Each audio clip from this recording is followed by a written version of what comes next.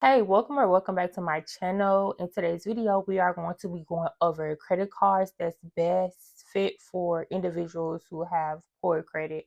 But before we get into it, make sure that you guys like, comment, and subscribe and press that bell notification button so you'll be notified every single time that I post. Let's get into it.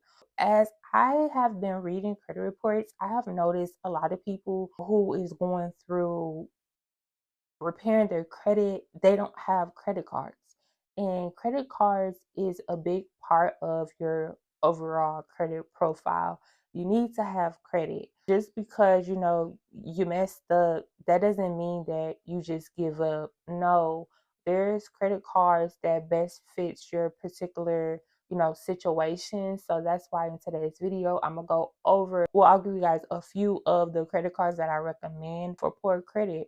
And then, as you are working on rebuilding, you're building your trust up with these creditors, you can move on to the next tier. Now, I will say when it comes to applying for subprime cards, and subprime is basically where you can't get approved for Chase, Amex, like you can't get approved for the high top tier credit cards. Subprime cards is like at the bottom. And that's because you have to work on building your trust up with the creditors. You have to make sure that on your due date, you're paying at least your minimum, but I would say that you need to pay your balance off in full. After due date, you need to go make a small charge. Let that small $5 charge sit until after your statement date passes. After your statement date passes, then you can continue using the card. But for me, I would say do not use this card. Like, don't max this credit card out.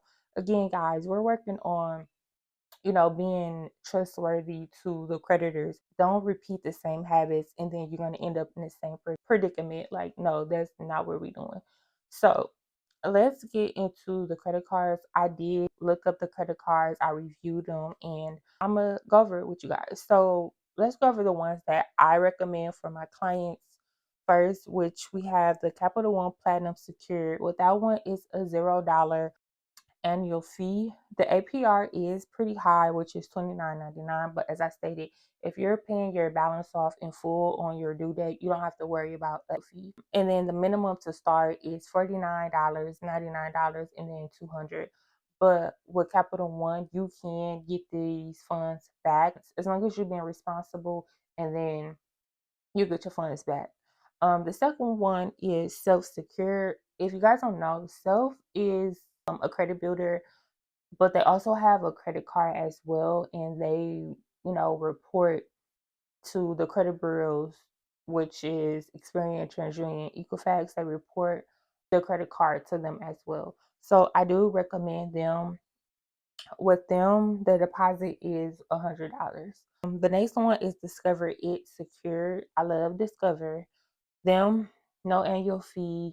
The minimum due for the deposit is $100, but Discover is a bank as well that they'll give you your funds back as long as you're being responsible and doing what you need to be doing when it comes to the credit card. Now, the APR, I could not find it, but I'm gonna call and then I'll put it in the video for the APR for Discover.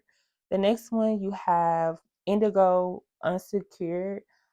Me personally, I never my clients apply for this card. I always do Discover, Capital One, Open Sky. Those are the ones I do, but Indigo I hear is a good one as well. I'm gonna call them as well and get more information with them, and then I'll put that information on the screen so you guys have it, and I'll also put it in the link. I'll also put the link for them in the description box as well.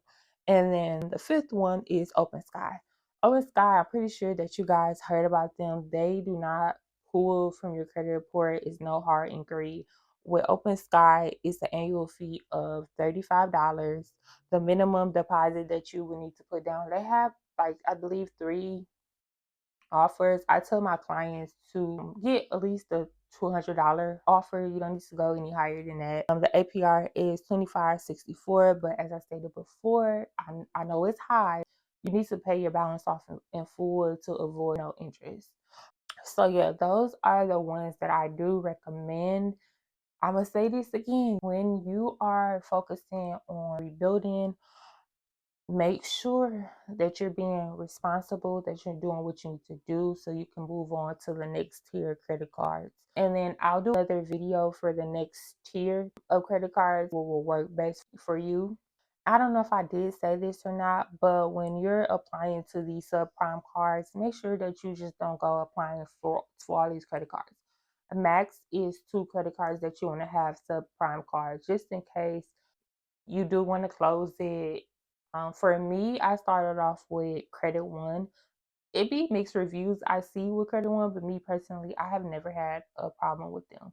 Only thing I can say is when you get subprime cards, they don't really go up on your limit, such as, Chase or Amex. My Credit One, I believe my credit limit is only at 1,600 versus my other cards, they're way higher than that.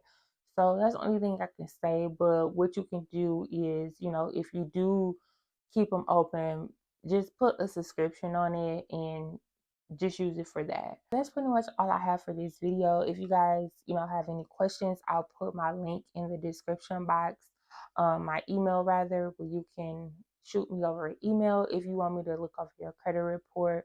I'll give you pointers, tell you exactly what you need to do in your own personal situation.